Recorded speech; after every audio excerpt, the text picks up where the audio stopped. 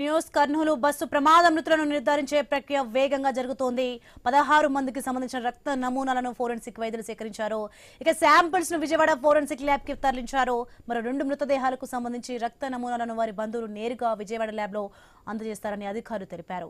బాధితుల కోసం మార్చిరీ వద్ద హెల్ప్ డెస్క్ ఏర్పాటు చేశారు. కర్నూలు జీజీహెచ్ మార్చిరీ వద్ద తాజా పరిస్థితిని మా కర్నూలు ప్రతినిధి ధర్నీ కిషోర్ అందిస్తారు.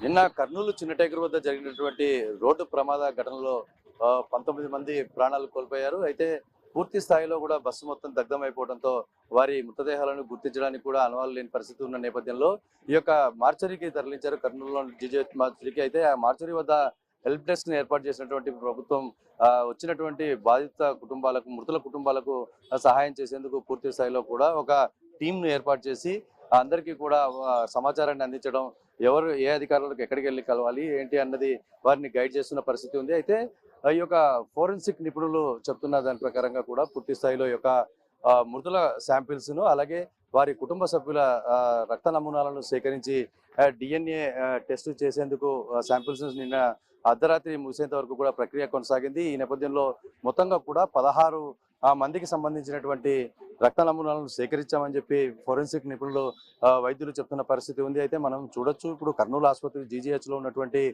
మార్చరీ వద్ద ఉన్నాము. ఈ మొత్తం కూడా ఈ యొక్క 19 మృతదేహాలకు సంబంధించినటువంటి ఆనవాళ్లను గుర్తించినటువంటి వైద్య అధికారులు వాటిని ఇక్కడ మార్చరీలో భద్రపరచడం జరిగింది. అయితే దీనికి సంబంధించినటువంటి రక్త నమూనాల సేకరణ, డిఎన్ఏ శాంపిల్స్ యొక్క రిపోర్ట్స్ రావడానికి 48 అవర్స్ పడుతున్న నేపథ్యంలో ఈ యొక్క 2 రోజుల పాటు కూడా ఈ నమూనాల గురించి వెయిట్ చేయాల్సిన పరిస్థితి ఉంది. బంధువులు కొంతమంది ఇక్కడికి వచ్చి ఏం జరుగుతుందన్న విషయాలను తెలుసుకునే ప్రయత్నం చేస్తున్నట్లుగా మనం చూడొచ్చు. పూర్తి స్థాయిలో కూడా ఏదైతే 18 మందికి సంబంధించినటువంటి యొక్క రక్త నమూనాలను సేకరించారో, అయితే ఇంకొకరు అన్నోన్ బాడీ ఉన్న నేపథ్యంలో వారికి సంబంధించినటువంటి రక్త నమూనాలు రాలేదు. అయితే నిన్న అర్ధరాత్రి వరకు కూడా పూర్తి స్థాయిలో 16 మందికి సంబంధించినటువంటి రక్త నమూనాలు సేకరించారు. ఇద్దరు వచ్చేసి ఒరిస్సా ఒకరు, మరొకరు ఇంకొక రాష్ట్రానికి చెందినటువంటి వారు ఉన్న నేపథ్యంలో ఆ ఇద్దరికి కూడా డైరెక్ట్ గా కర్నూలుకు రాకుండా విజయవాడ ఏపీ ఫోరెన్సిక్ ల్యాబొరేటరీస్ కి రమ్మని చెప్పి పిలుపునిచ్చిన నేపథ్యంలో వారందరూ కూడా ఆ ఇద్దరు కూడా అక్కడికి వెళ్లి శాంపిల్స్ ని ఇవ్వడం జరుగుతుంది.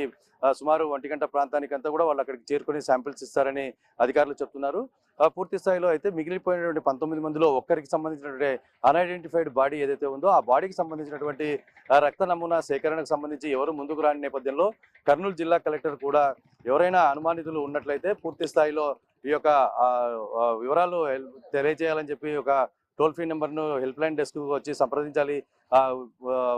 అన్నోన్ బాడీకి సంబంధించినటువంటి వివరాలు తెలియజేయమని చెప్పి కూడా ఆమె కలెక్టర్ ప్రకటన చేసిన నేపథ్యం కనపడుతుంది. అయితే మొత్తంగా కూడా 19 మంది మృతదేహాలు గుర్తించిన నేపథ్యంలో 19 మందికి సంబంధించినటువంటి రక్త నమూనాలు ఈ రోజు మధ్యాహ్నానికి అంతా కూడా వచ్చే అవకాశం ఉన్న పరిస్థితులు కనపడుతున్నాయి. పూర్తి స్థాయిలో కూడా ఇద్దరు, అంటే అటు మృతదేహానికి సంబంధించినటువంటి రక్త సంబంధికుల యొక్క రక్త నమూనాలను డిఎన్ఏ మ్యాచింగ్ చేసిన తర్వాత ఆ మృతదేహాలను అందించే ప్రక్రియ ఇక్కడ ప్రారంభమవుతుందని అధికారులు చెప్తున్న పరిస్థితి స్పష్టంగా కనపడుతోంది.